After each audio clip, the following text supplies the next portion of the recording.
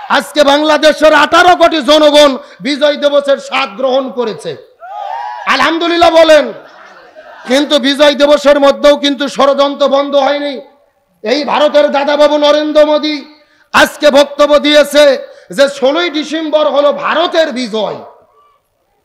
যেই বিজয় আমরা ছিনিয়ে এনেছি, 30 লক্ষ মা বোনেরা জীবন দিয়েছে, আমার বাপদাদা ভাইয়েরা শহীদ হয়েছে, অথচ ভারতের নরেন্দ্র মোদী বলতেছে 16ই ডিসেম্বর হলো ভারতের বিজয়।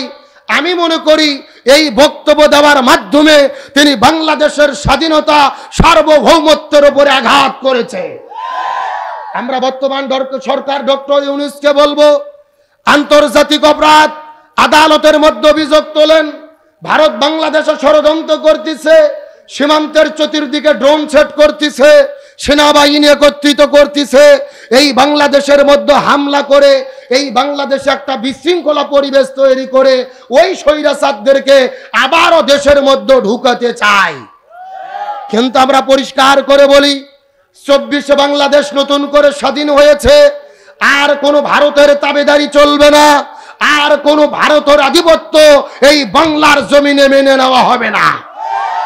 তারা বাংলাদেশের দূতাবাসে হামলা করেছে, আমার দেশের পতাকায় আগুন দিয়েছে, তবে আমি মনে করি ভারত বাংলাদেশের বিরুদ্ধে ষড়যন্ত্র করে বাংলাদেশেরই লাভ হয়েছে।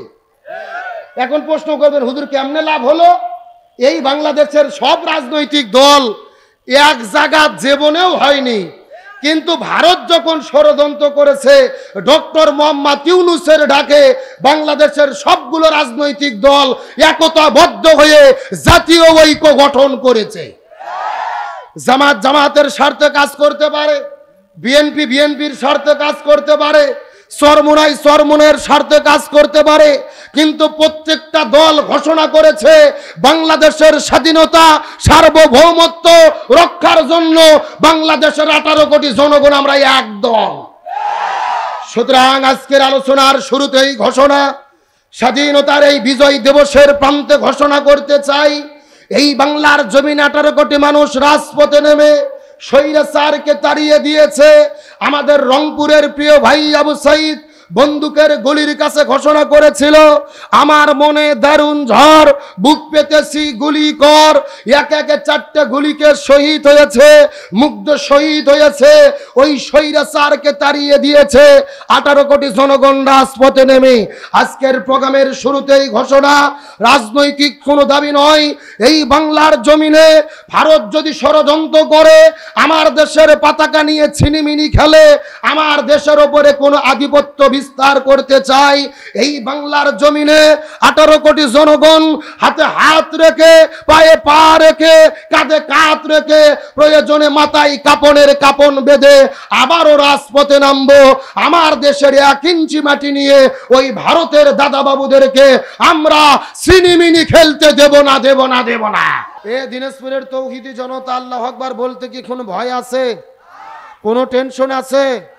এই বাংলাদেশে আল্লাহু আকবার বলতেও ভয় ছিল, নারাই তাকবীর আল্লাহু আকবার স্লোগান দিতেও ভয় ছিল, যতদিন পর্যন্ত স্বৈরাচার হাসিনা বাংলাদেশে ছিল। আরো জোরে বলেন। এইরকম হাজার হাজার মানুষের দরকার নেই, 10 জন মানুষ যদি রাজপথে নেমে নারাই তাকবীর আল্লাহু আকবার স্লোগান দিতেন, সাথে সাথে পুলিশ এসে গোলাগুলি শুরু করত। আর এইরকম তাফসির মাহফিল যদি করতে যাইতেন, ডিসি অফিস, এসপি অফিস, এলাকার ছুটকে পাটকে তেল তেলা গোয়েন্দার নেতার বাড়ি ঘুরতে ঘুরতে অন্তত 6 জোড়া করে স্যান্ডেল ক্ষয় হতো। তারপরেও দেখা গেছে মেম্বার অনুমতি দেয়, চেয়ারম্যান মাহফিল বন্ধ করে, চেয়ারম্যান অনুমতি দেয়, এমপি মাহফিল বন্ধ করে, এমপি অনুমতি দেয়, মন্ত্রী বন্ধ করে। এদের নিজেদের ভেতরে কুকুরের মতো কামড়া কামড়ির কারণে শত শত কোরআনের মাহফিল বাংলাদেশে বন্ধ হয়েছে। আজকে যে আল্লাহ তাআলা নতুন করে একটা স্বাধীনতা দিল, আমরা খুশি না বেজার? চিৎকার করে বলতেছে আলহামদুলিল্লাহ। ওই স্বৈরাচার হাসিনা ভারত থেকে বাংলাদেশ এসেছিলেন, ভারতের এজেন্ট হয়ে মূলত বাংলাদেশ থেকে ইসলাম এবং মুসলমানদেরকে শেষ করে দেওয়ার জন্য। আমরা দেখেছি গত 16 বছরের ভেতরে শিক্ষা ব্যবস্থার মধ্য থেকে কোরআন হাদিসের শিক্ষাগুলোকে বাদ দিয়ে তারা ঢুকিয়ে দিয়েছিল বান্দরের শিক্ষা। হাজার হাজার আলেমদেরকে জেলের মধ্যে বন্দী করেছে, দাড়ি টুপিওয়ালাদেরকে গ্রেপ্তার করে জঙ্গিবাদের নাটক করেছে। এমনকি যখন তাদের ক্ষমতার চেয়ে নড়বড়ে হয়ে গেল, ভারতের ইশারায় তারা চিন্তা করে দেখেছিল এই বাংলাদেশের সবচাইতে শক্তিশালী ইসলামী দল হলো বাংলাদেশ জামাত ইসলামী। 1 তারিখে তারা জামাত ইসলামীকে নিষিদ্ধ করলো, আর 5 তারিখে ছিঁড়ে জুতো ছিঁড়ে শাড়ি পরে মামু বাড়ি দিল্লি পালাতে বাধ্য হলো।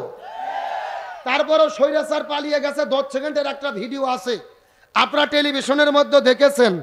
ওই ভিডিও দেখে মনে হচ্ছে ওটা 16 বছরের প্রধানমন্ত্রী হাসিনা না। ওই ভিডিও দেখে মনে হচ্ছে যে ওটা আপনাদের ঝাড়বাড়ির ওই কাজের মেয়ে সকিনে। এ কথা কর না গা, মানে শাড়ির কুচিও ঠিক নাই, ওড়নাও ঠিক নাই। তার মানে বোঝা যাচ্ছে উনি শাড়িটাও মনোযোগ দিয়ে পড়ার টাইম পায়নি। গণভবনে ইলিশ মাছ রান্না করছে, গরুর গোস্ত ভুনো করছে, কিন্তু আল্লাহর কি খেলা, আল্লাহ খাবার পর্যন্ত টাইম দেয়নি। এগুলো কার ফয়সালা? এই জন্য আল্লাহ তাআলা বলেন আমাকারু আমাকার আল্লাহ আল্লাহু খায়রুল মাকিরিন। তারাও ষড়যন্ত্র করে, আল্লাহ কৌশল অবলম্বন করে। কার কৌশল বিজয়ী হয়? ওই ভারত থেকে লন্ডনে যেতে চেয়েছে, ভিসা পায় নাই। কানাডায় যেতে চেয়েছে, ভিসা পায় নাই। আমেরিকার মধ্যে যেতে চেয়েছে, ভিসা পায় নাই। কোরআনের পাখি আল্লামা সাইদি বলেছিল এমন একটা সময় আসবে এই স্বৈরাচাররা পালানোর জন্য ইঁদুরের গর্তও খুঁজে পাবে না। ওই কোরআনের পাখি আল্লামা সাইদি যে বক্তব্য দিয়ে গেছে, বর্তমানে স্বৈরাচার হাসিনার সঙ্গে 100% বক্তব্য মিলে যাচ্ছে। গত 16 বছর ইসলামপন্থীদেরকে নির্ঘাত করতে চেয়েছে, জমিনের মধ্য থেকে মিশিয়ে দিতে চেয়েছে, কিন্তু জমিন থেকে ইসলামপন্থীরা মিশে যায়নি। আজকে 16ই ডিসেম্বর বাংলাদেশের বিজয় দিবসে আমরা লক্ষ্য করে দেখেছি যেই জামাত শিবিরকে 16 বছর ধরে নিশ্চিহ্ন করার পরিকল্পনা করেছিল, লক্ষ লক্ষ জামাত শিবিরের ভাইরা ঢাকার রাজপথে নেমে পুরো বাংলাদেশে নারায়ে তাকবীর আল্লাহু আকবার স্লোগানে কম্পিত করেছে। তার মানে বোঝা যায় 16 বছরে চেষ্টা করে এদেরকে শেষ করতে পারে।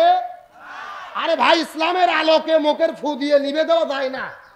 বরং আপনি যতই ষড়যন্ত্র করবেন এদেরকে আরো বাড়াইয়া দেবে কে? 16 বছর তো মানুষ চিন্তা করছে যারা মনে হয় শেষ। হেফাজত নাই, জামাত নাই, শিবির নাই, দাড়ি টুপিওয়ালার নাই। কিন্তু স্বৈরাচার পালিয়ে যাওয়ার পরে দেখা যাচ্ছে দাড়ি টুপিওয়ালা ছাড়া কোনো লোকই নাই। গত 16 বছর যারা স্বৈরাচারী দোষরি করছে ওরাও এখন মাথার টুপিতে ঘুরতেছে। কেউ কেউ তাবলিগের জন্য চিল্লাত গেছে। এ কথা কর না গা। আবার অনেকে ফোন দিয়ে জামাতের আমির বলতেছে ভাই আগে থেকে তলে তলে আপনাদের মনে মনে সাথেই ছিলাম। কথা কর না গা। না, এই জন্য আমরা বেজার নই, কিন্তু একটা কথা আমি পরিষ্কার করে বলি, ভূমিকার ভেতরে স্বাধীনতার পর থেকে আমরা দেখেছি এই 16ই ডিসেম্বরের বিজয় দিবসকে একটা দল তাদের বাপদাদার পৈতৃক সম্পত্তি মনে করত। তারা শুধু নিজেরাই তাদের বাবার গান বাজায়া ঢোল তবলা বাজায়া উৎসব করত, পুরো জাতি এই বিজয় দিবসে আনন্দ পেত না। কিন্তু আজকে প্রমাণ হয়ে গেছে বিজয় দিবস শুধু ওই স্বৈরাচারের দলের নয়, বিজয় দিবস বাংলাদেশের 18 কোটি জনতার। আজকে বাংলাদেশের 18 কোটি জনগণ বিজয় দিবসের স্বাদ গ্রহণ করেছে, আলহামদুলিল্লাহ বলেন। কিন্তু বিজয় দিবসের মধ্যেও কিন্তু ষড়যন্ত্র বন্ধ হয়নি। এই ভারতের দাদাবাবু নরেন্দ্র মোদী আজকে বক্তব্য দিয়েছে যে 16ই ডিসেম্বর হলো ভারতের বিজয়। যেই বিজয় আমরা ছিনিয়ে এনেছি, 30 লক্ষ মা বোনেরা জীবন দিয়েছে, আমার বাপদাদা ভাইয়েরা শহীদ হয়েছে, অথচ ভারতের নরেন্দ্র মোদী বলতেছে 16ই ডিসেম্বর হলো ভারতের বিজয়। আমি মনে করি এই বক্তব্য দেওয়ার মাধ্যমে তিনি বাংলাদেশের স্বাধীনতা সার্বভৌমত্বের উপরে আঘাত করেছে। আমরা বর্তমান সরকার ডক্টর ইউনূসকে বলবো, আন্তর্জাতিক অপরাধ আদালতের মধ্যে অভিযোগ তোলেন, ভারত বাংলাদেশে ষড়যন্ত্র করতেছে, সীমান্তের চতুর্দিকে ড্রোন সেট করতেছে, সেনাবাহিনী একত্রিত করতেছে, এই বাংলাদেশের মধ্যে হামলা করে এই বাংলাদেশে একটা বিশৃঙ্খলা পরিবেশ তৈরি করে ওই স্বৈরাচারদেরকে আবারও দেশের মধ্যে ঢুকাতে চায়। কিন্তু আমরা পরিষ্কার করে বলি, 24 বাংলাদেশ নতুন করে স্বাধীন হয়েছে, আর কোনো ভারতের তাবেদারি চলবে না, আর কোন ভারতের আধিপত্য এই বাংলার জমিনে মেনে নেওয়া হবে না। তারা বাংলাদেশের দূতাবাসে হামলা করেছে, আমার দেশের পতাকায় আগুন দিয়েছে, তবে আমি মনে করি ভারত বাংলাদেশের বিরুদ্ধে ষড়যন্ত্র করে বাংলাদেশেরই লাভ হয়েছে। এখন প্রশ্ন করবেন, হুজুর কেমনে লাভ হলো? এই বাংলাদেশের সব রাজনৈতিক দল এক জায়গা জীবনেও হয়নি, কিন্তু ভারত যখন ষড়যন্ত্র করেছে ডক্টর মোহাম্মদ ইউনূসের ডাকে বাংলাদেশের সবগুলো রাজনৈতিক দল একতাবদ্ধ হয়ে জাতীয় ঐক্য গঠন করেছে। জামাত জামাতের স্বার্থে কাজ করতে পারে, বিএনপি বিএনপির স্বার্থে কাজ করতে পারে, চরমোনাই চরমোনের স্বার্থে কাজ করতে পারে, কিন্তু প্রত্যেকটা দল ঘোষণা করেছে বাংলাদেশের স্বাধীনতা সার্বভৌমত্ব রক্ষার জন্য বাংলাদেশের 18 কোটি জনগণ আমরা এক দল। সুতরাং আজকের আলোচনার শুরুতেই ঘোষণা, স্বাধীনতার এই বিজয় দিবসের প্রান্তে ঘোষণা করতে চাই, এই বাংলার জমিনে 18 কোটি মানুষ রাজপথে নেমে স্বৈরাচারকে তাড়িয়ে দিয়েছে। আমাদের রংপুরের প্রিয় ভাই আবু সাইদ বন্দুকের গুলির কাছে ঘোষণা করেছিল, আমার মনে দারুণ ঝড়, বুক পেতেছি গুলি কর। এক একে 4টে গুলিকে শহীদ হয়েছে, মুগ্ধ শহীদ হয়েছে, ওই স্বৈরাচারকে তাড়িয়ে দিয়েছে 18 কোটি জনগণ রাজপথে নেমে। আজকের প্রোগ্রামের শুরুতেই ঘোষণা, রাজনৈতিক কোনো দাবি নয়, এই বাংলার জমিনে ভারত যদি ষড়যন্ত্র করে আমার দেশের পতাকা নিয়ে ছিনিমিনি খেলে, আমার দেশের ওপরে কোনো আধিপত্য বিস্তার করতে চাই, এই বাংলার জমিনে 18 কোটি জনগণ হাতে হাত রেখে, পায়ে পা রেখে, কাঁধে কাঁধ রেখে, প্রয়োজনে মাথায় কাপনের কাপন বেঁধে আবারও রাজপথে নামবো। আমার দেশের 1 ইঞ্চি মাটি নিয়ে ওই ভারতের দাদা বাবুদেরকে আমরা সিনিমিনি খেলতে দেব না, দেব না, দেব না।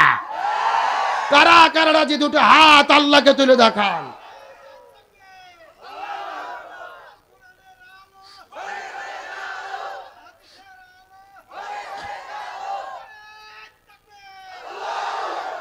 যেই তাকবীর আপনারা দিলেন, স্বৈরাচার যদি সীমান্তর কাছে থাকে এখনই ঢুকবে। এ দেখে মাঝখান থেকে একজন স্লোগান দেন তো দেখি।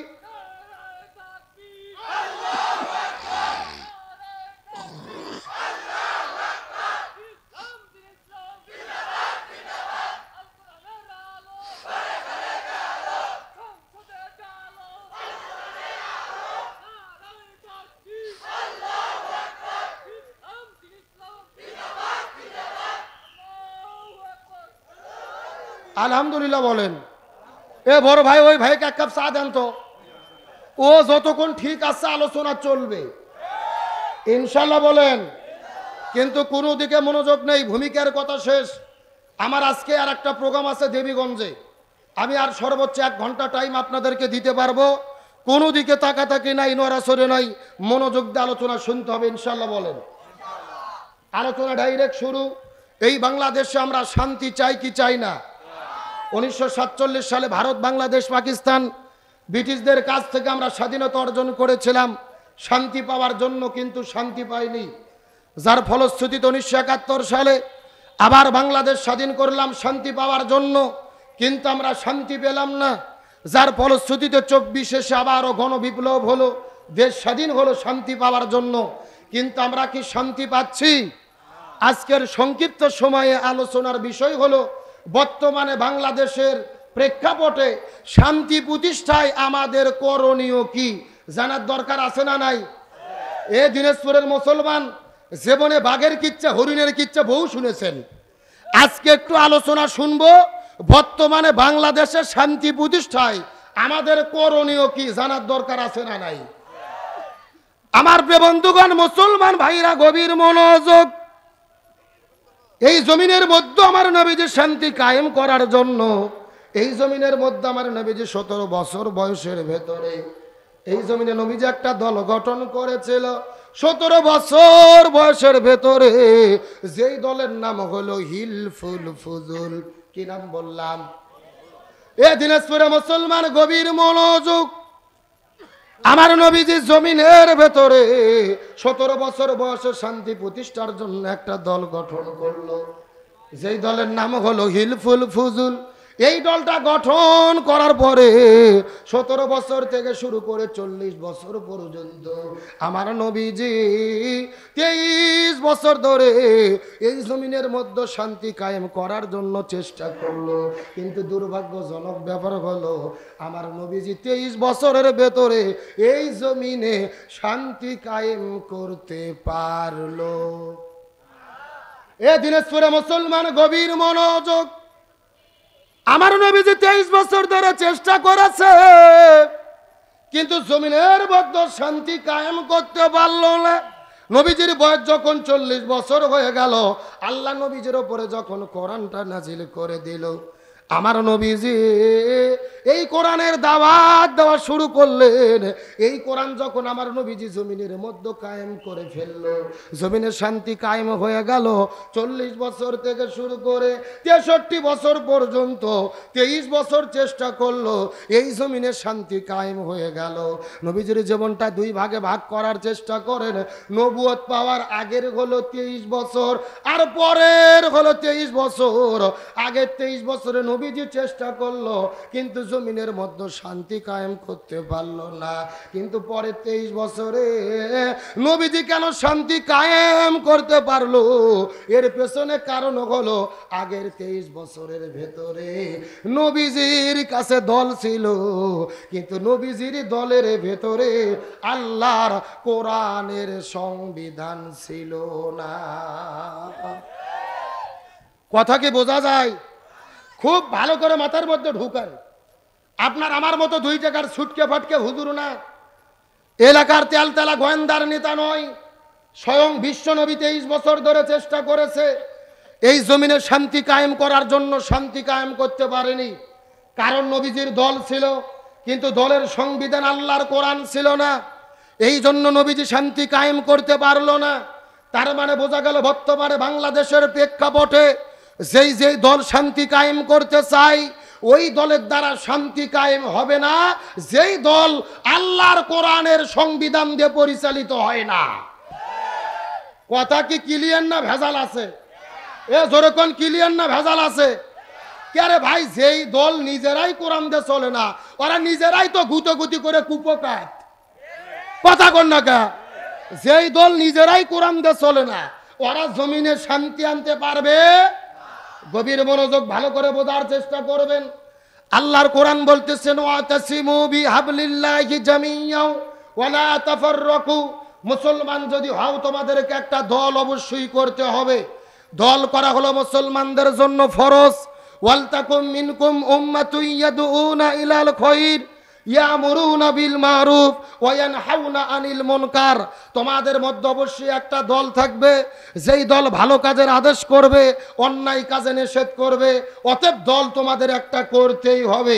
আল্লাহর কোরআন বলেছেন, আল্লাযীনা ইম্মাক্কান্নাহুম ফিল আরদি আকামুস সালাহ ওয়া আতাউয যাকাত ওয়া আমারু বিল মারুফ ওয়া নাহাউ আনিল মুনকার। কোন মুসলমান দল যদি ক্ষমতায় যায়, 4টে কর্মসূচি বাস্তবায়ন করতে হবে। 1 নম্বর নামাজ বাধ্যতামূলক করবে, 2 নম্বর যাকাত ভিত্তিক অর্থনীতি কায়েম করবে, 3 নম্বর ভালো কাজ চালু করবে, 4 নম্বর মন্দ কাজ বন্ধ করবে। এই 4টা কাজ ক্ষমতায় যাওয়ার পরে যারা কায়েম করার ঘোষণা দেবে, এদের পক্ষে আমাদের থাকতে হবে। কথা কি ক্লিয়ার না ভেজাল আছে? বক্তব্য কি আব্দুল সালাম যুক্তিবাদী না আল্লাহর? জোরে বলেন কার? সুতরাং দল যদি করতেই হয়, কিসের দল করব? রাজনীতি যদি করতেই হয়, কিসের রাজনীতি করব? আল্লাহর কোরআন বলেছেন, ওয়ামান ইয়াবতাগি গায়রাল ইসলামি দীনান ফালা ইউকবালা মিনহু ওয়া হুয়া ফিল আখিরাতি মিনাল খাসিরিন। হে দিনাজপুরে মুসলমান মনোযোগ দাও। কোরআন সুন্নাহর নিয়ম বাদ দিয়ে যদি কেউ বিয়ে করে, ওই বিয়ে আল্লাহ কবুল করবে না। কোরআন সুন্নাহর নিয়ম বাদ দিয়ে যদি কেউ ব্যবসা করে, ওই ব্যবসা আল্লাহ কবুল করবে না। কোরআন সুন্নাহর নিয়ম বাদ দিয়ে যদি কেউ রাজনীতি করে, ওই রাজনীতিও আল্লাহর দরবারে কবুল হবে না। তাহলে রাজনীতি যদি করতেই হয়, কিসের রাজনীতি? আর শান্তি যদি পেতে হয়, কি লাগবে? আরো জোরে বলেন। এই জন্য আল্লাহ রাব্বুল আলামিন বলেন, ওয়ামান আরাদু আন যিকরি ফাইন্না লাহু মাঈশাতান দঙ্কা ওয়া নাহশুরুহু ইয়াউমাল কিয়ামাতি আমা।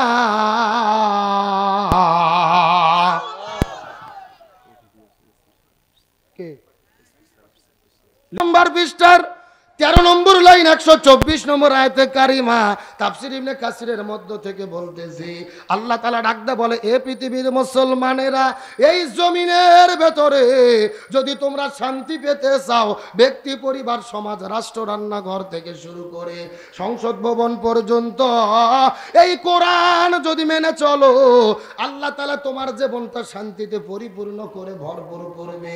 আর যদি কোরআন মেনে না চলো, এই কোরআন বাদ দিয়ে এই দুনিয়ার কোন তন্ত্র মন্ত্রকে যদি মেনে নাও, আল্লাহ তাআলা তোমাদের জীবনে কোনো শান্তি রাখবে না। মাঈশাতাং দঙ্কা, তোমাদের জীবনটাকে অশান্তিতে ভরে দেবে। আর কিয়ামতের ময়দানে আল্লাহ তাদেরকে 2 চোখ অন্ধ করে হাসরের ময়দানে উঠাবে। কোরআন যারা মেনে চলবে না, তাদের জীবনকে অশান্তি দেবে কে? এবং তাদের 2 চোখকে অন্ধ করে হাসরের ময়দানে কে উঠাবে? সুতরাং চিৎকার করে বলেন, শান্তি যদি পেতে চাই কি লাগবে? এই জন্য আল্লাহর কোরআন বলেছেন, ফামান তাবিয়া হুদায়া ফালা খাউফুন আলাইহিম ওয়ালা হুম ইয়াহজানুন। যদি শান্তি এবং মুক্তি পেতে চাও, কোরআন তোমাদেরকে মেনে নিতে হবে। এ দিনাজপুর পঞ্চগড় ঠাকুরগাঁয়ের মুসলমান, গভীর মনোযোগ। এই যে আপনারা পোস্টারে লিখে দিয়েছেন আব্দুল সালাম যুক্তিবাদী, যুক্তিতে কিছু কথা আপনাদেরকে বুঝাই। মনে করেন বাংলাদেশের ঢাকা শহরে বিশাল বড় একটা ট্যাঙ্কি আছে, পানির ট্যাঙ্কি। জোরে কোন কিসের ট্যাঙ্কি? ওই ট্যাঙ্কির থেকে থেকে পাইপ দিয়ে দিয়ে বাংলাদেশের 64 জেলায় পানি সাপ্লাই দেওয়া হয়। কিন্তু ঢাকা শহর ওই ট্যাঙ্কির ভেতরে একটা মরা বিড়েল মরিয়ে পচে গন্ধ উঠে আছে। একটা পাইপ আস্তে আস্তে আস্তে আস্তে আস্তে আস্তে আপনাদের বীরগঞ্জতেও এসেছে। এখন ওই পাইপ দিয়ে যে পানি বের হচ্ছে, বলেন তো ওই পানি ভালো না গন্ধ? একটু বুঝে থাকলে কথা কন। এখন গন্ধওয়ালা পানি বের হওয়ার পরে দিনাজপুর জেলার যত হুজুর আছে, মুফতি, মুহাদ্দিস, ইমাম, মুয়াজ্জিন, ফকি, সব হুজুরদেরকে ডেকে বলা হয়েছে, এই হুজুরের গোষ্ঠীরা এই যেখানে গন্ধওয়ালা পানি বের হচ্ছে, তোমরা ফু দিয়ে দিয়ে পরিষ্কার করো। হবে? আচ্ছা বলেন তো, দিনাজপুর জেলার হুজুর তো দূরের কথা, কাবা শরীফের ইমামও যদি এসে ফু দেয়, পানি পরিষ্কার হবে? আচ্ছা বলেন তো, পানি পরিষ্কার করতে গেলে কি পরিষ্কার করা লাগবে? ওই ট্যাঙ্কি পরিষ্কার করা লাগবে। এটা কি বুঝেছেন? এবার আসল ওয়াজ শোনেন, আসল ওয়াজ। এই বাংলাদেশেও একটা শান্তি প্রতিষ্ঠার ট্যাঙ্কি আছে, যার নাম হলো সংসদ ভবন। আরো জোরে বলেন। আর ওই সংসদের ভেতর থেকে বাবার আইন, দাদার আইন, চাচার আইন, স্বামীর আইন, খালুর আইন, কালমার্সের আইন, লেনিনের আইন, সক্রেটিসের আইন, প্লেটোর আইন, ধর্মনিরপেক্ষতাবাদ, জাতীয়তাবাদ, সোশ্যালিজম, ক্যাপিটালিজম, ভারতের আইন, ব্রিটিশের আইন, মানব রচিত তন্ত্র মন্ত্রকে জুতো এবং ঝাঁটাপিটা করে যতদিন পর্যন্ত এই কোরআন সংসদের মধ্যে ঢুকাইয়া কোরআন দিয়ে বাংলাদেশ পরিচালিত না হবে, ততদিন পর্যন্ত এই জমিনের ভেতরে শান্তি আসতে পারে না, পারে না, পারে না। সুতরাং শান্তি প্রতিষ্ঠার জন্য এই কোরআন দিয়ে বাংলাদেশ পরিচালিত হোক, এটাকে আপনারা চান? কারা কারা চান? 2টি হাত আল্লাহকে তুলে দেখান। দেন একজন তাকবীর দেন দেখি। ওয়াজই করবো না, চলে যাবো। আপনারা থাকেন, আমি বিদায় নিয়ে চলে যাই। কে রে ওখানে স্লোগান দিল, ওই লোক কই গেল? তাকবীর দেন তো দেখি, তাকবীর দেন তো দেখি।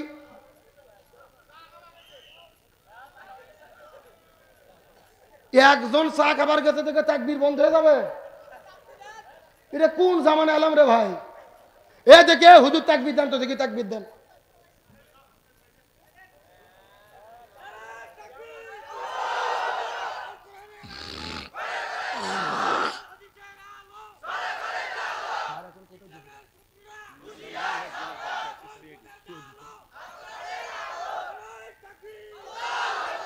আলহামদুলিল্লাহ বলেন। আরো জোরে বলেন আলহামদুলিল্লাহ। তাহলে চিৎকার করে বলেন, শান্তি প্রতিষ্ঠার জন্য কি লাগবে? একেবারে সোজা কথা, জমিন যার আইন চলবে তার। আল্লাহর জমিনে আল্লাহর আইন কায়েম করা ছাড়া এই জমিনে শান্তি আসতে পারে? এই জমিনে আল্লাহর আইন কায়েম হোক, এটাকে আপনারা চান? কিন্তু আপনাদের ইমান যে ষোলো দেখতেছি, স্বৈরাচার আপনাদের এই পাশে তার কাটার বেড়ার কাছে থাকলে ঢুকে পড়বে।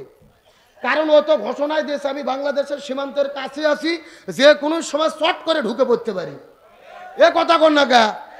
আমরা বলতেছি ম্যাডাম আপনি শর্ট করে ঢোকেন, আমরা আপনাকে ফট করে আয়না ঘরে ঢুকে দেব।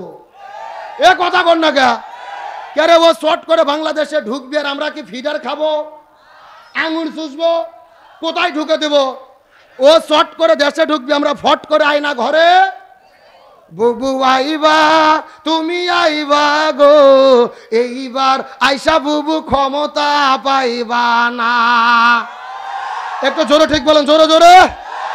বুবু আইবা তুমি আইবা গো, এইবার আইসা বুবু ক্ষমতা পাইবা না। খোঁজ নেই বুবু কাদের কাকার, অবস্থা খারাপ দরবেশ বাবার, হারুন আঙ্কেল এখন সামনে আসে না। নেতা কর্মী সব জেলের ভেতর, বুবু আছে ডরের উপর, কখন জানি আসে গ্রেফতারি পরোয়ানা। বুবু আইবা তুমি আইবা গো, এইবার আইসা বুবু সিংহের পাইবা। এ কথা কোন? আল্লাহর কোরআন বলেছেন কুতিবা আলাইকুমুল কিসাস, জীবনের পরিবর্তে জীবন, হাতের পরিবর্তে হাত, পায়ের পরিবর্তে পা, চোখের পরিবর্তে চোখ। এই আয়াতের ডিজিটাল ব্যাখ্যা হলো আয়না ঘরের পরিবর্তে আয়না ঘর। এখন বলেন তো আয়না ঘরকে আমরা তৈরি করছে না ওরাই করছে? আমাদের প্রিয় ভাই ব্রিগেডিয়ার আমান আজমি, ব্যারিস্টার আরমানকে 13 বছর ধরে আয়না ঘরে বন্দি করে রেখেছে। সূর্যের আলো দেখতে দেয়নি, বাইরের বাতাস দেখতে দেয়নি, এমনকি আজান যখন হতো সাউন্ড বক্সে গান বাজাইয়া আজান পর্যন্ত শুনতে দিত না। আমরা পরিষ্কার করে বলি, ওই স্বৈরাচারের যত দ্রোসর গ্রেপ্তার হয়েছে এদের জেলে বন্দি রেখে জামাই আদর করলে হবে না, এদের বিচার চলাকালীন অবস্থায় প্রত্যেককে আয়না ঘরে বন্দি করে রাখতে হবে। তাহলে ওরা বুঝতে পারবে মজা ঠেলা আর পেলা কাকে কয়। এখন আসেন মূল আলোচনার দিকে। এই বাংলাদেশ শুধু নয়, তামাম পৃথিবীতে আল্লাহ তাআলা মুসলমানদের সৃষ্টি করেছে, তামাম পৃথিবীর মানুষকে সৃষ্টি করেছেন সৃষ্টির সেরা মাখলুকাত হিসেবে। আল্লাহর একটা উদ্দেশ্য আছে না নাই? উদ্দেশ্যটা কি? আল্লাহ তাআলা বলেন ওমা খলাকতুল জিন্না ওয়াল ইনসা ইল্লা লিয়াবুদুন, আমি মানুষ এবং জিনকে সৃষ্টি করেছি আমার ইবাদত করার জন্য, আমার দাসত্ব করার জন্য। আজকের আলোচনার মূল বিষয় হলো আল্লাহর কাছে সবচাইতে প্রিয় ইবাদত কোনটি, আল্লাহর কাছে সবচাইতে প্রিয় আমল কোনটি। আমাদের এই দিনাজপুর জেলার মানুষের ধারণা শুধু নামাজ পড়ার নাম ইবাদত, হজ করার নাম ইবাদত, জিকির করার নাম ইবাদত। নামাজ রোজা হজ যাকাত অবশ্যই ইবাদত, কিন্তু আল্লাহর কাছে সবচাইতে দামি ইবাদত হলো এই জমিনে দ্বীন প্রতিষ্ঠার আন্দোলন করা, ইকামতে দ্বীনের কাজ করা, জমিনে কোরআন বিজয়ের আন্দোলন করা।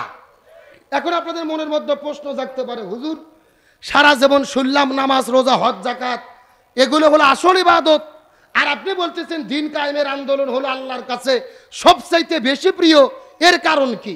গভীর মনোযোগ। এই বাংলাদেশে তাবলিগ নামে একটা দল আছে না নাই? মসজিদে মসজিদে যায়, মানুষদের গায়ে হাত দিয়ে দিয়ে নামাজের জন্য মানুষদেরকে ডাকে, আসেন আপনারা নামাজ পড়েন, বহুত ফায়দা, বহুত নেকি। আচ্ছা বলেন তো তাবলিগের কি কোনো বিপদ বাংলাদেশে আছে? আরে ভাই কথা কর না, কোনো বিপদ আছে? আচ্ছা বলেন তো বাংলাদেশে জিকির পার্টি আছে না নাই? আরে ভাই বাংলাদেশে যত প্রকার জিকির চলে, এত জিকির পৃথিবীর কোনো দেশত চলে না। যেই রকম পীর ওই রকম তরিকা, ওই রকম মুরিদ, ওই রকম জিকির আছে না নাই? আমি কি দু একটা বলবো? আল্লাহর ওলি খাজা বাবা, বিশ্বের ওলি খাজা বাবা, ফরিদপুরের কেবলা জাগান তোমার জন্য কান্দা বাবা, লক্ষ জাকের আউয়ান। এ কথা কোন? দুই কান্দর দুই ফেরেশতা আছে না নাই?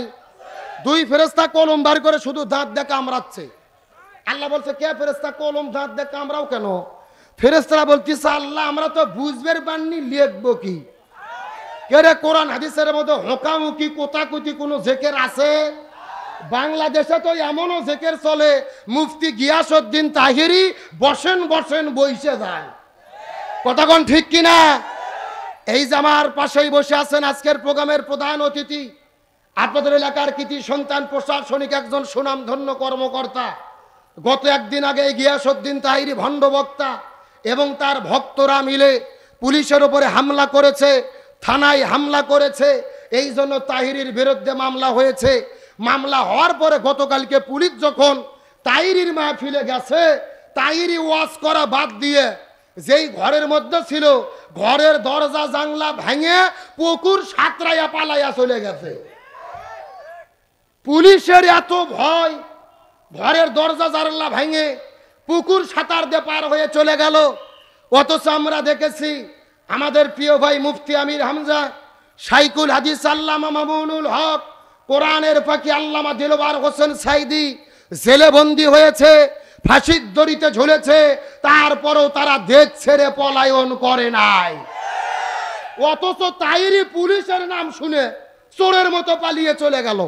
আমাদের এলাকায় একটা কথা আছে, চোরের মন জোরে কোন, চোরের মন কেরে পালিয়ে যাওয়া তাহলে স্বৈরাচারের স্বভাব। জোরে কোন, কার স্বভাব? ওই যে স্বৈরাচার হাসিনা পালিয়ে চলে গেছে, এমনও বাংলাদেশ ওই স্বৈরাচার জাতীয় মসজিদের খতিব নিয়োগ দিয়েছিল। কে ভাই, সরকার নাই, অন্যায় করছে, পালিয়ে যাক মানা যায়, তাই বলে মসজিদের খতিবও কি পালিয়ে যায়? ওই জাতীয় মসজিদের খতিবও পালিয়ে গিয়েছিল। তার মানে বোঝা যায় স্বৈরাচার হাসিনার সঙ্গে যারা যারা পালাইছে এরা সবাই হলো স্বৈরাচারের দোসর।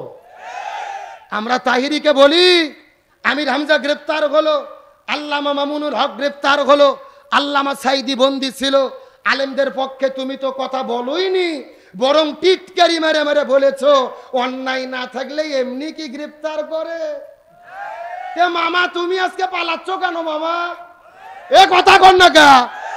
কে তোমার বলে কোনো অন্যায় নাই, তুমি সাধু দরবেশ বুজুর্গ, পালাচ্ছ কেন?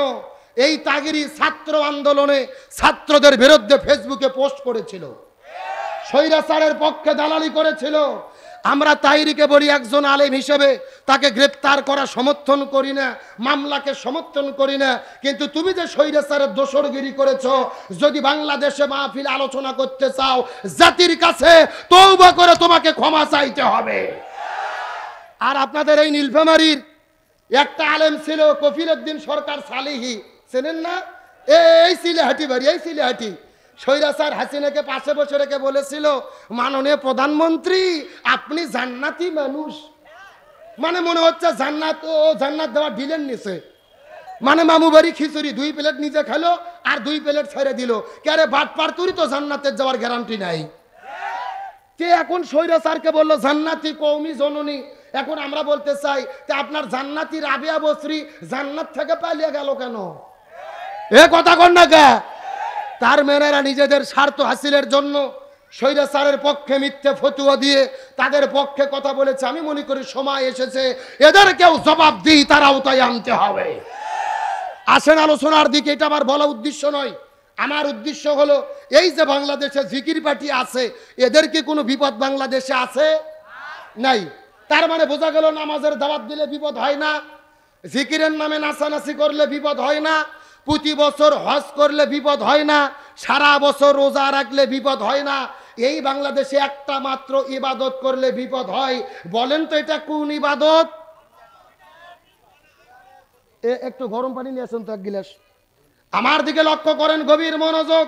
এই দেশে নামাজের দাওয়াত দিলে বিপদ হয় না, হজ করলে বিপদ হয় না, জিকিরের নামে নাচানাচি করলে বিপদ হয় না। এই বাংলাদেশে তারাই বিপদের মধ্যে পড়ে যারা আল্লাহর জমিনে আল্লাহর দ্বীন কায়েমের আন্দোলন করে। আর এই জন্য আল্লাহর কাছে সবচাইতে দামি, সবচাইতে প্রিয় ইবাদত হলো কোরআন বিজয়ের আন্দোলন করা। গভীর মনোযোগ, ভালো করে বুঝবেন। দিনাজপুরে মুসলমান, আমার নবীজি রমজান মাসে 16 দিন রোজা রেখেছে। জোরে বলেন কয় দিন? 17ই রমজান নবীজি সকালবেলা খেজুর খাইলেন, পানি খাইয়া রোজা ভেঙে ফেললেন। সাহাবীদেরকে বললেন তোমরাও রোজা ভেঙে ফেলো।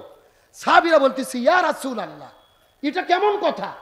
আপনি না গত 3 দিন আগে ওয়াজ করলেন একটা রোজার এত দাম, ইচ্ছা করে যদি কেউ একটা রোজা ছেড়ে দেয় লাগাতার 60টা রোজা রাখতে হবে, আবার যদি একটা রোজা ছেড়ে দেয় আবার লাগাতার 60টা রোজা রাখতে হবে। আপনি রোজা ছাড়তে বললেন কেন? রসুল বলতেছে বেশি বোঝার চেষ্টা করো না। ওয়ামা আতাকুমুর রাসূলু ফাখুযুহু ওয়ামা নাহাকুম আনহু ফান্তাহু। আমি নবী যা বলি তা তোমরা করো, যা করতে নিষেধ করি তা থেকে দূরে থাকো। আবু জেহেল মদিনে আক্রমণ করেছে, আর বসে থাকা যাবে না, এখন আবু জেহেলের মোকাবেলা করতে হবে।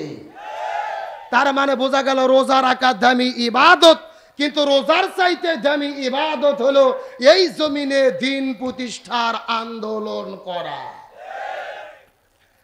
আমার প্রিয় বন্ধুগণ, মুসলমান ভাইরা গভীর মনোযোগ, কোনো দিকে কান নাই, কোনো দিকে নজর নাই, সুন্দর করে কথাগুলো বোঝার চেষ্টা করবেন। আমার নবীজির সাহাবী, নবীজির চাচা হযরত হানজালা রাদিয়াল্লাহু তাআলা না নতুন বিয়ে করার পরে বউটাকে নিয়ে যখন বাসর ঘরের মধ্যে চলে গেছে, বউটাকে নিয়ে বাসর ঘরের মধ্যে যাওয়ার পরে বইয়ের সঙ্গে যখন বাসর সময় পার করে, ফুলসজ্জা রাত পার হচ্ছিল, প্রেম ভালোবাসা মহব্বত চলতেছিল। হানজালা রাদিয়াল্লাহু তাআলা বউটাকে নিয়ে বাসর ঘরের ভেতরে বাইরে থেকে কে যেন চিৎকার করে বলে, কুতিলা মুহাম্মদ, কুতিলা মুহাম্মদ। মুহাম্মদ সাল্লাল্লাহু আলাইহি ওয়াসাল্লাম জমিনের মধ্য থেকে বিদায় নিয়ে চলে গেছে। এই কথা শোনার পরে হযরত হানজালা রাদিয়াল্লাহু তাআলা চাইলাম গরম পানি আনছো, চা ঘটো নাকি? সানে যাও, গরম পানি এসো গিলাস করে। আমার প্রিয় বন্ধুগণ, মুসলমান ভাইরা গভীর মনোযোগ, পিছন দিক থেকে কে যেন ডাকতে বলে, ফানার যুদ্ধ শুরু হয়ে গেছে। কুতিলা মুহাম্মদ, কুতিলা মুহাম্মদ। ওই উহুদের প্রান্তরে মুহাম্মদ সাল্লাল্লাহু বিদায় নিয়ে চলে গেছে। এই কথা শোনার পরে হযরত হানজালা বাসর ঘরে বউ রাখার পরে দৌড়ে তিনি গোসল করার জন্য চলে গেল। ওই বদনার মধ্যে পানি নিয়ে যখন শরীরের মধ্যে তিনি পানিটা ঢেলে দেবে, এমন সময় বাইরে থেকে আবার কে যেন ডাক দেয় বলে, কুতিলা মুহাম্মদ। মুসলমানদের নবী মুহাম্মদ সাল্লাল্লাহু আলাইহি ওয়াসাল্লাম জমিন থেকে বিদায় নিয়ে চলে গেছে। এই কথা শোনার পরে হানজালা গোসলের পানিটা ফেলে দেওয়ার পরে হাতের মধ্যে তরোয়াল নেওয়ার পরে ওই বাসর ঘরের মধ্য থেকে যখন দৌড়াইয়া চলে যাওয়া যায়, স্ত্রী পিছন দিকে ডাক দে বলে, ওগো প্রাণের বিবি, ওগো প্রাণের স্বামী, আপনি জিহাদ করতে যাবেন, আমার কোনো আপত্তি নেই, কিন্তু আপনার তো ফরজ গোসল বাকি, আপনি গোসলটা করে জিহাদের ময়দানে চলে যান। হানজালা বলে, বিবি রে, আমি যদি গোসল করা শুরু করি আর গোসল করতে করতে করতে করতে যদি দেরি হয়ে যায়, মুসলমানদের নবী যদি শহীদ হয়ে যায়, ওই উহুদের প্রান্তরের ভেতরে হাসরের ময়দানে আল্লাহ যদি আমাকে জিজ্ঞেস করে বলে, এরে হানজালা, মুসলমানদের নবী শহীদ হয়ে গেল, আর তুমি বাসর ঘরের মধ্যে কেমনে সময় কাটালা, এমন প্রশ্ন যদি আল্লাহ করে, তাহলে আমি কেমন করে আল্লাহর কাছে জবাব দেব? আমার প্রিয় বন্ধুগণ, মুসলমান ভাইরা গভীর মনোযোগ, হযরত হানজালা এই কথাটা বলার পরে হাতের মধ্যে তলোয়ার নেওয়ার পরে বাসর ঘরের মধ্যে নতুন বউ রেখে জিহাদের ময়দানের দিকে তিনি দৌড়ানো শুরু করে দিলেন। তরোয়ালটা নেওয়ার পরে দৌড়াইতে দৌড়াইতে যখন তিনি উহুদের প্রান্তরে চলে গেছে, গভীর মনোযোগ দেব, তার চেষ্টা করবেন। একদিকে তার ফরজ গোসল বাকি, শরীরটা যেহেতু অপবিত্র ছিল, ফজরের নামাজটা তিনি পড়তে পারলেন না, জোহরের নামাজটাও তিনি পড়তে পারলেন না, আসরটাও কাজা হয়ে গেল, এক নয় দুই নয় 3 ওয়াক্ত নামাজ কাজা হয়ে গেল। একদিকে ফরজ গোসল বাকি, আর একদিকে 3 ওয়াক্ত ফরজ নামাজ বাকি। যুদ্ধ করতে করতে যখন যুদ্ধ চালিয়ে গেল, আসর নামাজের পরে মাগরিবের নামাজের কিছু আগে পেছন দিক থেকে একটা জালেম যাওয়ার পরে ওই হানজালার কাঁধের উপরে যখন আঘাত করেছে, হযরতে হানজালা তখন মাটির মধ্যে লুটে পড়লেন। ঝর ঝর ঝর ঝর ঝর ঝর করে রক্ত পড়া শুরু হইল। রক্ত পড়তে পড়তে হযরতে হানজালা ওই বাসর ঘরের মধ্যে বউ রাখার পরে এই জমিনের মধ্য থেকে শহীদ হয়ে বিদায় নিয়ে চলে গেলি। এ দিনাজপুরে মুসলমান গভীর মনোযোগ। ওদের প্রান্তরে শুধু হানজালা নয়, নবীজির ৭০ জন সাহাবী শহীদ হয়েছে। আজকেও যারা মক্কা মদিনায় হজ আর উমরা করতে যান, উহুদের প্রান্তরে একই জায়গায় কিন্তু নবীজির ৭০ জন সাহাবীর কবর দেওয়া আছে। উহুদ পাহাড়ের নিচে একই জায়গার ভেতরে আমার নবীজি বড় দয়া করে মায়া করে কান্না করে করে করে করে ৭০ জন সাহাবীর কবরটা দিয়ে রেখেছে। ওই মদিনায় যাওয়ার পরে লক্ষ্য করে দেখলাম মদিনার মধ্যে লক্ষ লক্ষ হাজার হাজার পাহাড় দেখা যায়। হাজার হাজার পাহাড়ের ভেতরে দেখি কোনো পাহাড় অতটা লাল না, যত লাল উহুদের পাহাড় দেখা যায় উহুদ পাহাড়ের মতো অন্যান্য পাহাড় কিন্তু এত লাল না। মদিনার মানুষদেরকে জিজ্ঞেস করে বললাম, ভাই এই মদিনার পাহাড় কেন এত লাল হলো, উহুদ পাহাড়টা কেন এত লাল হলো, অন্য পাহাড় তো এত লাল না? এই কথা শোনার পরে মদিনার মানুষ বলে, হুজুর কিতাবের মধ্যে পড়েছি, আমাদের পূর্বপুরুষেরা বলেছে, কিতাবের মধ্যে দেখেছি আমাদের নবী যখন যুদ্ধ করতে উহুদ পাহাড়ের প্রান্তরে চলে গিয়েছিল, উহুদ প্রান্তরে যে যুদ্ধ করা শুরু করেছে, পেছন দিক থেকে একটা ঘাতক যখন নবীর মাথার উপরে আঘাত করেছে, নবীজির মাথার হেলমেটটা যখন ভেঙে গেল, হেলমেটটা ভেঙে নবীজির দাঁতের মধ্যে ঢুকেছে, দাঁতটা ভেঙে যখন দন্দন মোবারক শহীদ হলো, নবীর মুখের মধ্য থেকে ঝর ঝর ঝর ঝর করে রক্ত পড়া শুরু হলো। নবীজির মুখের মধ্য থেকে এক ফোঁটা রক্ত যখন মদিনার মাটির মধ্যে পড়ে গেছে, পুরো মদিনা থরথর থরথর থরথর থরথর করে কাঁপা শুরু করেছে। উহুদ পাহাড়ের নিচে একটা ফোঁটা রক্ত যখন পড়েছে, পুরো উহুদ পাহাড়টা থরথর থরথর থরথর করে কাঁপা শুরু করেছে। আর উহুদ পাহাড়টা কাঁপতে কাঁপতে কাঁপতে কাঁপতে ওই কালো আর সাদা থেকে লাল আকার ধারণ করেছে। লিল্লাহি তাকবীর। আমি নবী না চিনিলাম কি ভুল করিলাম, আমি নবী না চিনিলাম কি ভুল করিলাম, ভস্মে ঢালিলাম ঘি, মানুষ হইয়া জন্ম লইয়া মানুষের করিলাম কি, আমি মানুষ হইয়া জন্ম লইয়া মানুষের করিলাম কি। আমার নবীজির বুকে রক্ত পড়ে পুরো মদিনা উহুদ পাহাড়টা লালে লাল হয়ে গেল। নবীজি মদিনার দিকে লক্ষ্য করে দেখতে পারলেন একটা বাসর ঘরের মধ্য থেকে নববধূ বের হওয়ার পরে কান্না করে করে করে করে উহুদের প্রান্তরে দৌড়ে দৌড়ে চলে আসে। লক্ষ্য করে দেখলেন নবীজি মেয়েটির হাতের মধ্যে মেহেদি, পায়ের মধ্যে মেহেদি। নবীদের আর বুঝতে বাকি থাকলেন না, এই মেয়েটি বাসর ঘরের মধ্য থেকে উহুদের প্রান্তরের মধ্যে ছুটে চলে এসেছে। আমার নবীজি মেয়েটির কাছে যাওয়ার পরে জিজ্ঞেস করে বলে, রে নববধূ, ওই বাসর ঘরের মধ্য থেকে তুমি কেন উহুদের প্রান্তরে দৌড়ে এসেছো? মেয়েটি ডাকতে বলে, ইয়া রাসূলুল্লাহ, আপনি কি আমাকে চিনতে পেরেছেন? আমি তো ওই মহিলা, গতকালকে বিকেলবেলা আপনার চাচা হানজালার সঙ্গে আমাদের বিবাহ আপনি সম্পূর্ণ করে দিয়েছিলেন।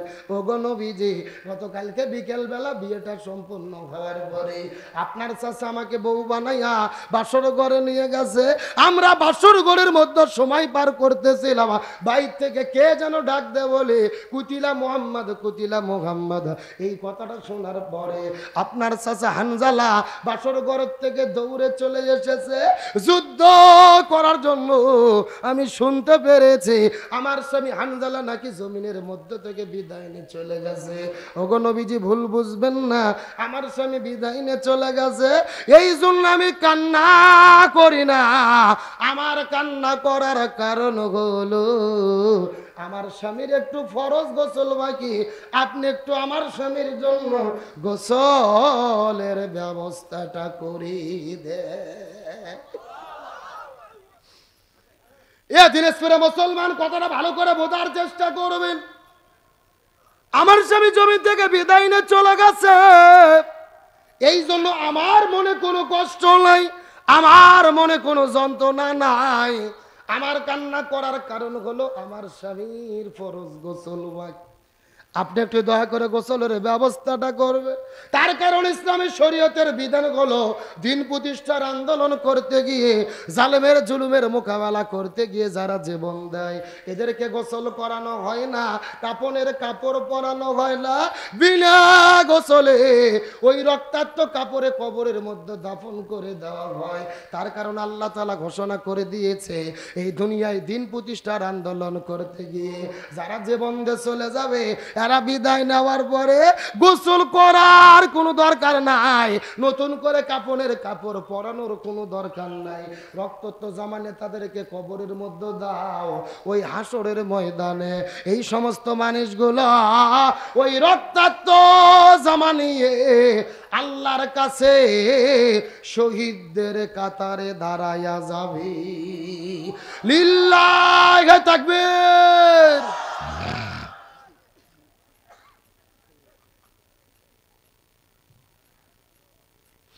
এই জন্য দিনের পথে যারা শহীদ হয় গোসল দেওয়া হয় না, এদেরকে কিন্তু নতুন করে কাপনের কাপড় পরা হয় না। গো নবীজি আপনার কাছে বলতে চাই, কিন্তু আমার স্বামীর তো ফরজ গোসল বাকি, আপনি একটু গোসলের ব্যবস্থা করে দেন।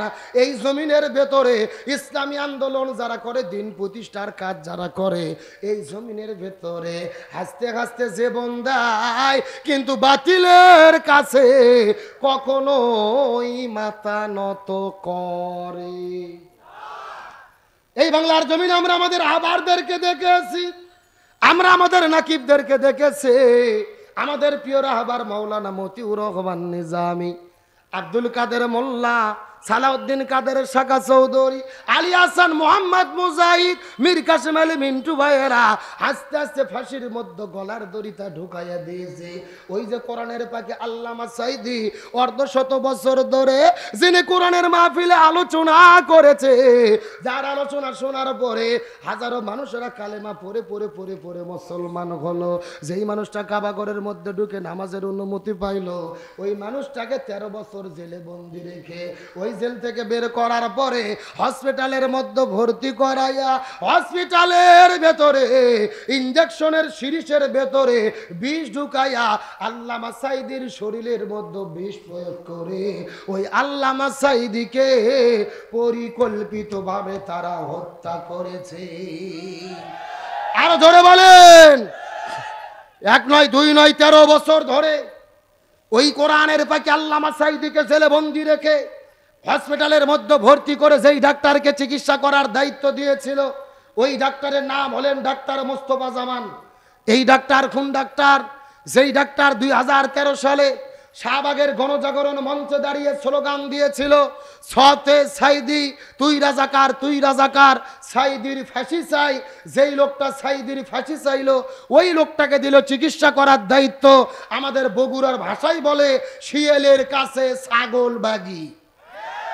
ওই হসপিটালের 2টা নার্স বলেছেন, এই ডাক্তার মোস্তফা জামান যখন আল্লামা সাইদির শরীরে ইনজেকশন পুশ করেছে, তার কিছুক্ষণ পরে আল্লামা সাইদি মৃত্যুর কোলে ঢলে পড়েছে। তার মানে বোঝা গেল আল্লামা সাইদির মৃত্যু কোনো স্বাভাবিক মৃত্যু ছিল না, এটা হলো পরিকল্পিত হত্যাকাণ্ড। সুতরাং বর্তমান সরকারের কাছে বলি, জগৎ বিখ্যাত মুফাসসির কোরআনের পাকে আল্লামা সাইদিকে চিকিৎসা দেওয়ার নামে যারা পরিকল্পিত হত্যা করেছে, এদের প্রত্যেককেই গ্রেফতার করে ফাঁসির দড়িতে ঝুলাতে হবে। কিন্তু আমার মনে বলে এই আলেমদের সঙ্গে বেদবি আল্লাহ সহ্য করে নাই। আল্লামা সাইদিকে আগস্টের 15 তারিখে হত্যা করেছে বিষ প্রয়োগ করে, আর 5 তারিখে তারা বাংলাদেশ থেকে পালাতে বাধ্য হয়েছে। তার মানে আল্লামা সাঈদীর সঙ্গে বেয়াদবি করার পরে একটা বছরও তারা ক্ষমতায় টিকতে পারেনি। এখন বলেন তারা কি দেশে আছে না পালাইছে? কোথায় আওয়ামী লীগ, কোথায় কাদের কাকা, কোথায় গেল ওই জালেমের গরম গরম কথা? জোরে বলেন, জোরে বলেন। কোথায় আওয়ামী লীগ, কোথায় কাদের কাকা, কোথায় গেল ওই জালেমের গরম গরম কথা? খেলা হবে, খেলা হবে, খেলা হবে, খেলা হবে, খেলা হবে বইলা কাকা গেল পালাইয়া। এ কথা কোন? আরে বলেছিল খেলা হবে, কিন্তু আসল খেলা যখন শুরু হলো এদের খুঁজে পাওয়া গেল। এ খেলা হবে কে বলেছিল? জোরকন কি কাদের? কাউও কাদের। আমার বাইরে হাসার জন্য ঈদুল কাদের মানুষের অন্তরে যেই যন্ত্রণা কষ্ট দিয়েছে, এত যন্ত্রণার কোনো নেতা দেয় নাই। ও বলেছিল পালাবো না, প্রয়োজনে ঠাকুর গাঁয়ে ফখরুলের বাসায় দেব। কিন্তু গত 1 মাস আগে মির্জা ফখরুল ইসলাম আলমগীর সাহেব বলেছে কোথায়? আমি তো ঘরের দরজা খুলে রেখেছিলাম, উনি তো আর আসলেন না। এ কথা কর না গা। আজ থেকে 5 বছর আগে এই যে এইরকম একটা বৃদ্ধ মুরব্বী নির্বাচনের দিনে চিন্তা করছে 8টা থেকে যেহেতু ভোট, আমি আর অজু নষ্ট করবো না, ফজরের নামাজ পড়ে অজু আটকে রাখছে, 8টার দিকে যাই ভোট দেবে। চাচা অজু আটকে তুই 8টার দিকে ভোট দিতে গেছে। চাচা যাওয়ার পরে দেখে চাচা যাওয়ার আগে আর এক আল্লাহর ওলি এসে তাহাজ্জুদের নামাজ পড়ে দিয়ে গেছে। কথা কি বোঝা যায়? চাচা গেছে ফজরের অজুতে ভোট দিতে, আর ওরা কাম সারছে কিসের অজু দিয়ে? তাহাজ্জুদের অজু দিয়ে। এটা আমাদের এলাকার খবর, আপনাদের এলাকার খবর কি? একই খবর। চাচা মন খারাপ করে চলে যাচ্ছে, ছেলে ডাক দিয়ে বলছে এই চাচা শোনেন, বাড়ির যে চাচিকে নিষেধ করবেন চাচিও যেন না আসে, তার কারণ চাচির ভোটও দেওয়া হয়ে গেছে। তখন চাচা বলতেছে কে বাবা, তোমার চাচি মরে গেছে 6 বছর আগে। জোরে বলেন কয় বছর আগে? বলছে 6 বছর আগে তোমার চাচি মারা গেছে। আজকে কখন ভোট দিতে এসেছিল, আমাকে ডাক দিলে তুমি একটু দেখা করতাম। আমার ভাইরা হাসার জন্য বলি নাই। গত 16 বছরে যত নির্বাচন হয়েছে, নিরপেক্ষ নির্বাচন যদি হইতো, জামাত বিএনপির প্রার্থীরা যদি মাঠে থাকতে পারতো, এরা এমপি মন্ত্রী হওয়া তো দূরের কথা, একটা মেম্বার পর্যন্ত হতে পারতো না। আর বিনা ভোটে এমপি মন্ত্রী হয়ে কোনো কাজ পায় না, কোরআনের মাহফিল বন্ধ করে। এখন কি দেশে আছে না পালাইছে? পালাবো না যাই না কবু দেখা, তাদের সারা দেশটা কেমন লাগে ফাঁকা ফাঁকা। পালাবো না যাই না কবু দেখা, তাদের সারা দেশটা কেমন লাগে ফাঁকা। এ শূন্যস্থান পূরণ বোঝেন না, জোরে লাগে ফাঁকা। আইন মন্ত্রী আটকে গেল আইনের ফাঁকে, দাড়ি সারা দরবেশের ভণ্ড ভণ্ড লাগে। শুনছি কত নেতা নেত্রী খাইতেছে ভাই ডান্ডা, বিচারপতি কালামানিকের ফাটিয়েছে তাই আন্ডা। দেখছেন না পত্রিকায়, দেখছেন না? এই যে বিশাল বড় দাড়ি, নাম হলো দরবেশ বাবা। যেরকম কি বাবা, একেবারে দাড়ি কাটে কিলিং সেভ করছে, কিলিং সেভ। আইনমন্ত্রীর সাথে করে নিয়ে পালাতে গেছে। আল্লাহর কি খেলা, কোস্টগার্ডের লোক আইনমন্ত্রী চিনতে পেরে ধরে ফেলছে। এখন আইনমন্ত্রী বলতেছে স্যার আমাকে একা কেন ধরলেন, এই যে দরবেশ বাবা আছে। 2 জনক ধরে নিয়ে চলে গেছে। জামাত বিএনপির লোক যদি ধরা পড়ে, এরা চিন্তা করে আমরা ধরা পড়েছি, আমার আর একটা কর্মী যেন ধরা না পড়ে। আর এরা এমন দল করে ভাই, এরা চিন্তা করে ডিম থেরাপি একসাথে খাই। আর ওই যে ছিল বিচারপতি কালামানিক, চেনেন না? আল্লামা সাঈদীকে একমাত্র যিনি ফাঁসি রায় দিয়েছিল, টেলিভিশনে গিয়ে সব সময় টকশো গরম করতো, সাঈদীকে কেন ফাঁসি দেওয়া হলো না? আল্লাহর কি খেলা, স্বৈরাচার পালিয়ে যাওয়ার 15 দিন পরে ছেলের দিয়ে তিনি ভারতে পালিয়ে যাবে। 15,000 টাকা দিয়ে নৌকা ভাড়া করছে, কয় হাজার? ওই 15,000 টাকা দিয়ে একটা লোক ভাড়া করছে। আল্লাহর কি খেলা, ওই লোক 15,000 টাকা গুনে নিয়ে ময়নাক জনগণক ধরিয়ে দিয়েছে। আর জনগণ ধরে এমন হাদিয়ে দেশে ভাই, ছোট বাচ্চা খাতনা করে যেরকম কলার পাতা ছুঁয়ে রাখে, ওই রকম ময়নাক শুয়ে রাখছে। আর পরের দিনে যাওয়ার পরে বিচারপতি কালামানিকের জনগণ এমন হাদিয়ে দেশে, বিচারপতি কালামানিক আছে কিন্তু কালামানিকের বিসি নাই। আইনমন্ত্রী আটকে গেল আইনের ফাঁকে, দাড়ি সারা দরবেশের ভণ্ড ভণ্ড লাগে। শুনছি কত নেতা নেত্রী খাইতেছে ভাই ডান্ডা, বিচারপতি কালামানিকের ফাটিয়েছে তাই আন্ডা। পলকের ঝলক গেল থামিয়া নেটের চাকা, তাদের সারা দেশটা কেমন লাগে ফাঁকা ফাঁকা। পালাবো না যাই না কবু দেখা, তাদের সারা দেশটা কেমন লাগে ফাঁকা ফাঁকা। আলোচনা কি চলবে? কারা কারা চলবে? দুটি হাত আল্লাহকে তুলে দেখান। লিল্লাহে তাকবীর। আজকের মাহফিল চলছে চলবে, চলছে চলবে। দিনাজপুরের মাহফিল, ঝাড়বাড়ির মাহফিল কতক্ষণ চলবে? সারা রাত। কে রে, এটা কি হুজুর মারা ওয়াজ নাকি? আমার বেড়া সারা রাত নয়, আমার হাতে আর টাইম আছে 30 মিনিট। জোরে বলেন কয় মিনিট? আপনাদের কি কষ্ট হচ্ছে? তাহলে জোরে বলেন সাহাবী হানজালার কি গোসল বাকি?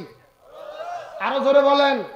এই আলোচনার মধ্যে বর্তমান প্রেক্ষাপটে বিশাল একটা শিক্ষা নিহিত আছে, আলোচনাটা অবশ্যই করব। তবে কমিটি আমাকে বারবার বলেছে, হাজার হাজার মা বোনেরা এসেছে, যদি অনুমতি দেন মহিলাদের জন্য 2 মিনিট কিছু বলবো। বলার দরকার আছে না নাই? আমার প্রিয় বন্ধুগণ, মুসলমান ভাইরা গভীর মনোযোগ। মা বোনদেরকে ডাকতে বলবো, মা বোনেরা কথাটা সুন্দর করে বোঝার চেষ্টা করবেন। 2 থেকে 5টা মিনিট আপনাদের মধ্যে মেসেজ দিয়ে বিদায় নিয়ে চলে যাবো।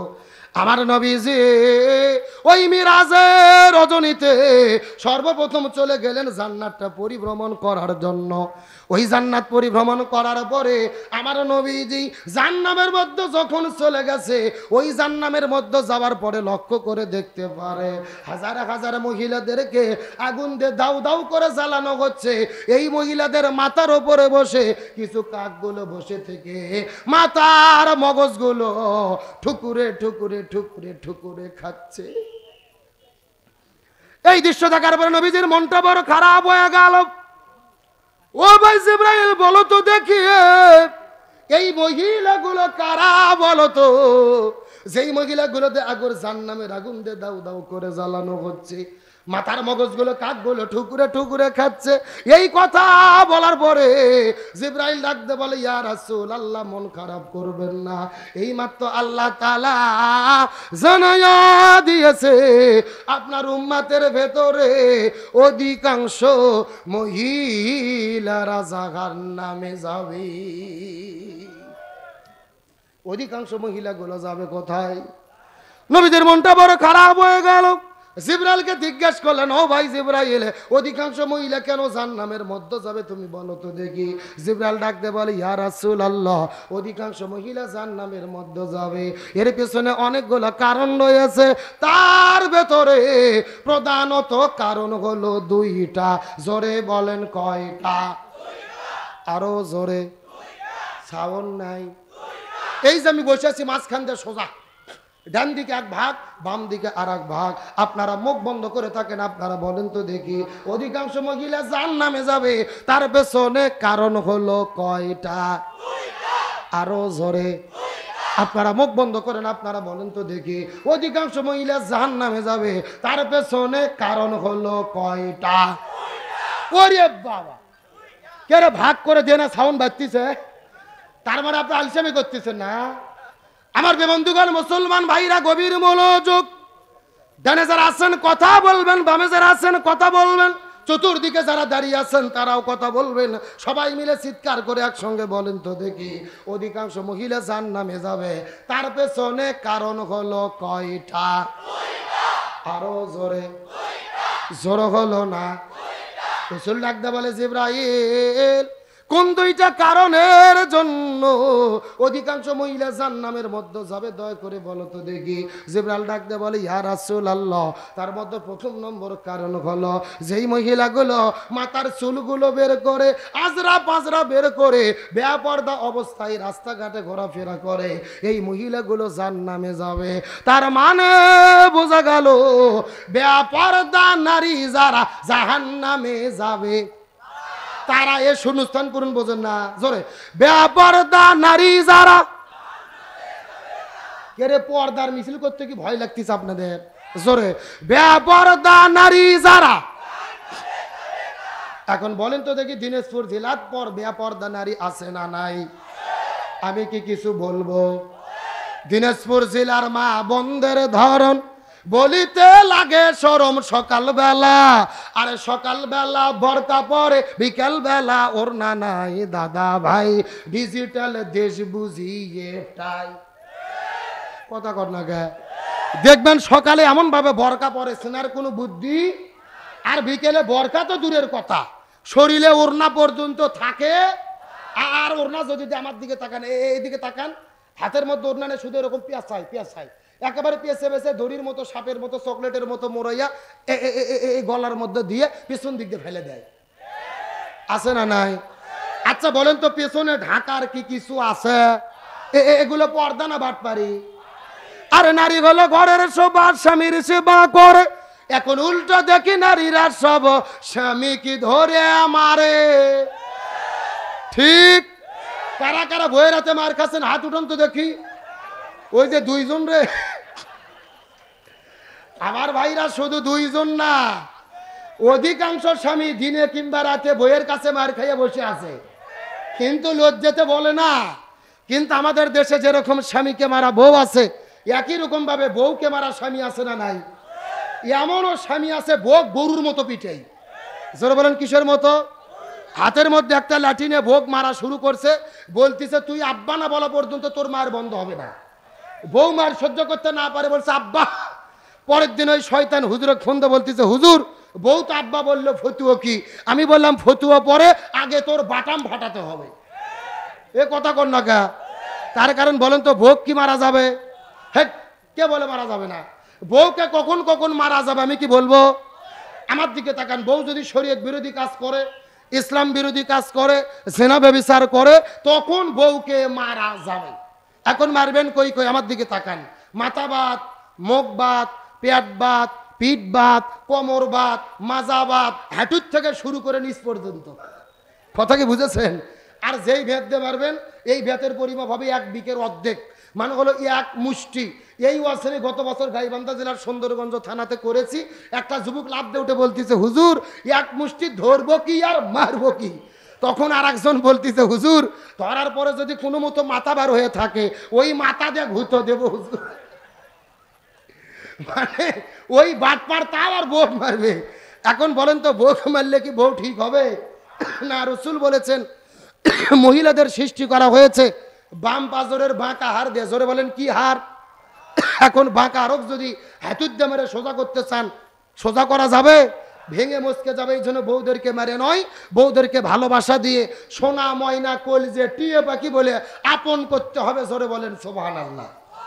এইবার মেয়ে মানুষ যা খুশি হয়েছে ভাই, যেই রকম হুজুরি তো দরকার। বেপরদা নারী যারা,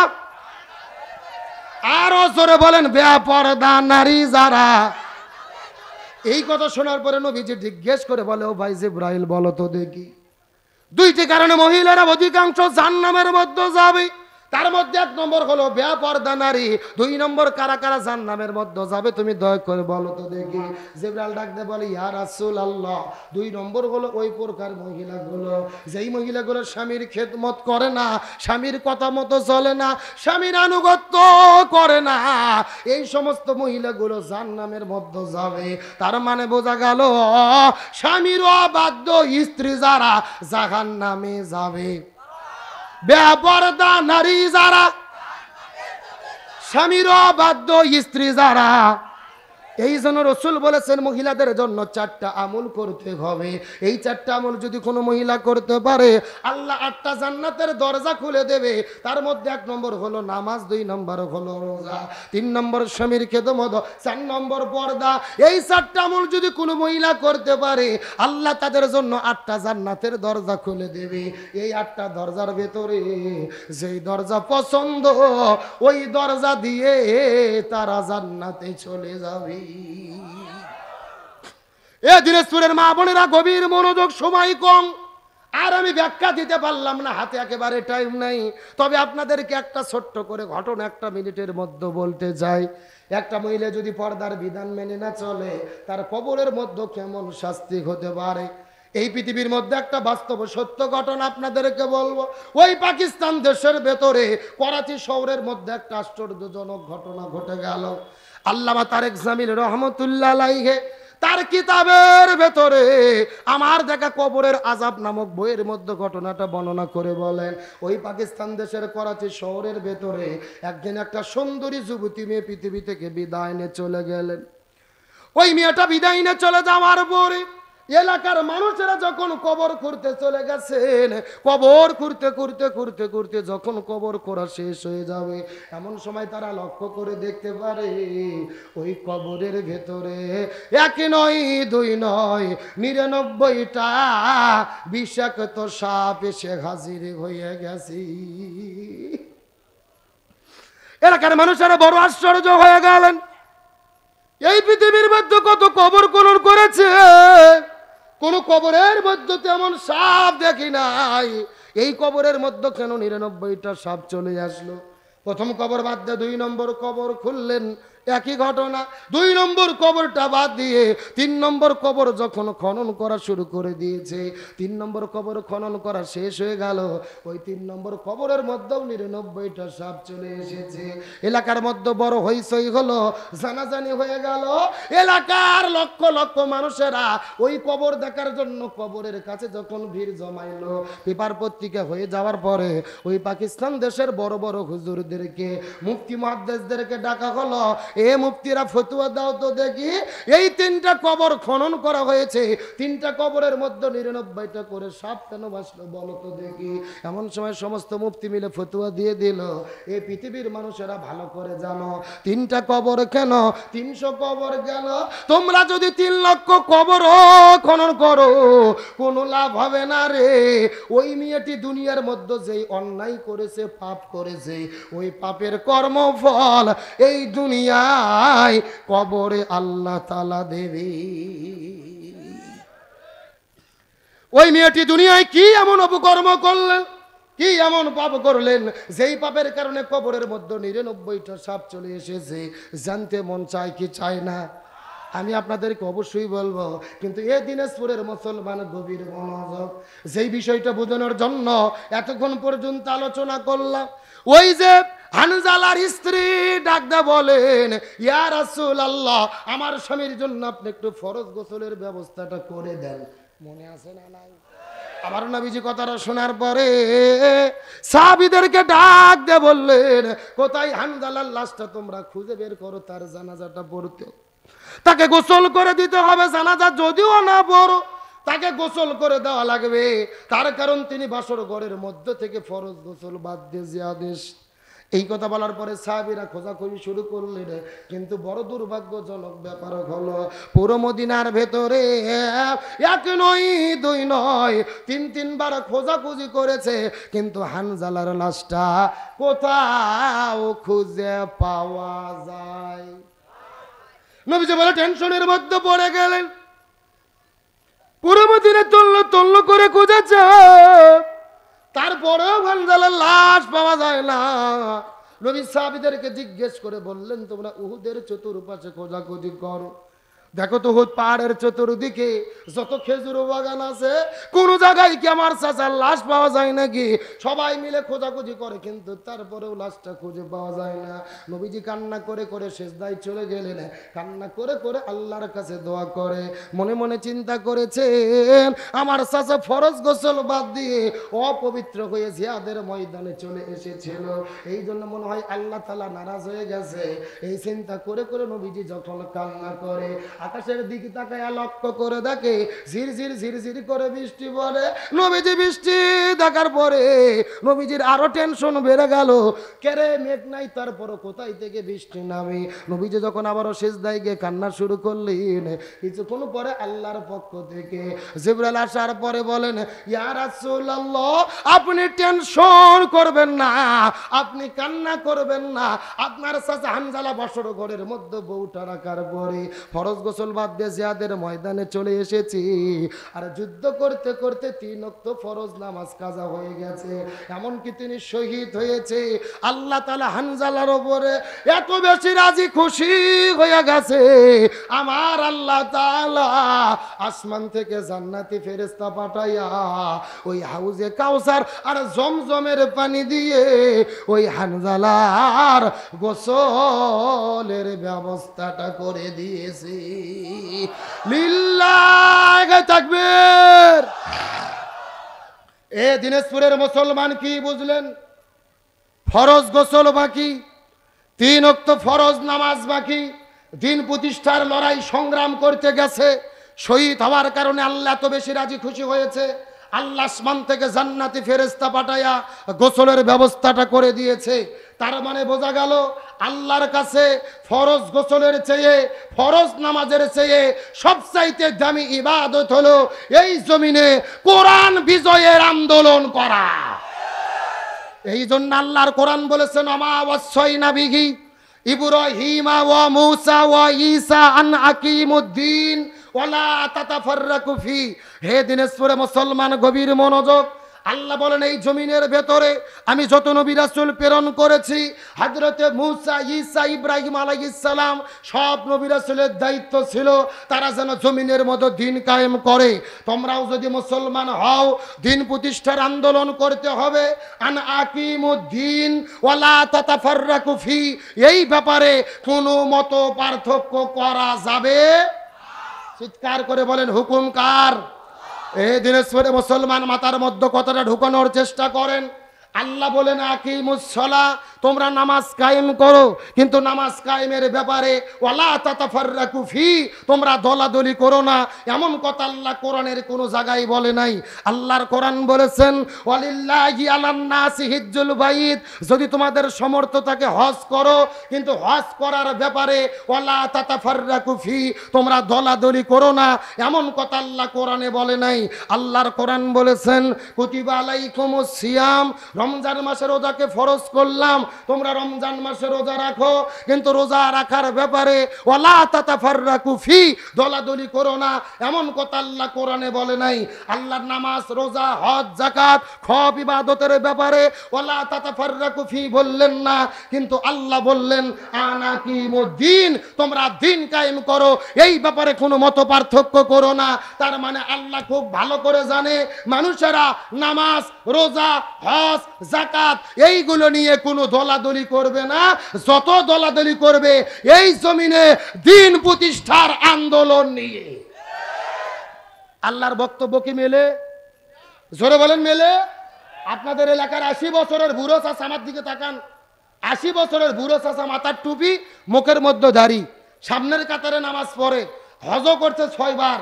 ওই চাচাক যদি কোনো হুজুর যায় বলে চাচা বাংলাদেশে কোরআনের শাসন কায়েম করতে হবে, কোরআন বিজয়ের আন্দোলন করতে হবে, ওই চাচা লাফ দিয়ে উঠে বলে এই হুজুর রাজনীতি করে রে।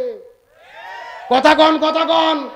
তার কারণ ওর কাছে নামাজ ভালো লাগে, হজ ভালো লাগে, জিকির ভালো লাগে, কিন্তু আল্লাহর জমিনে আল্লাহর দিন কায়েম ভালো।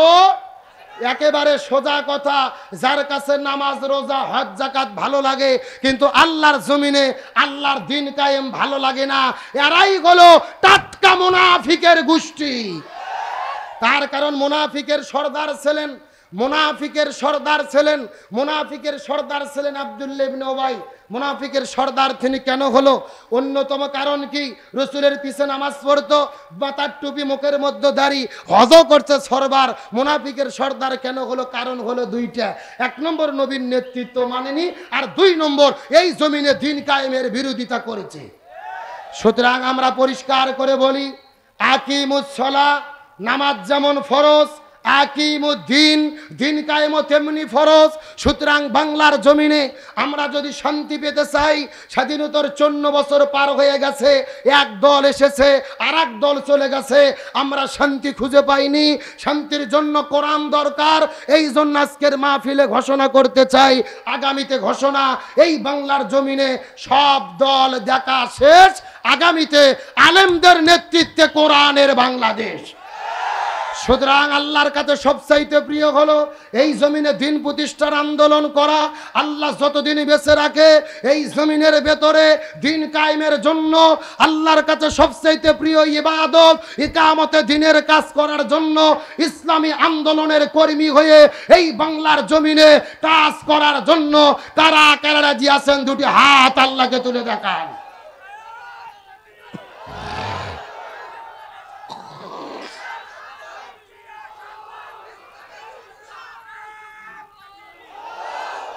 আল্লাহ কবুল করুক, বলেন আমিন।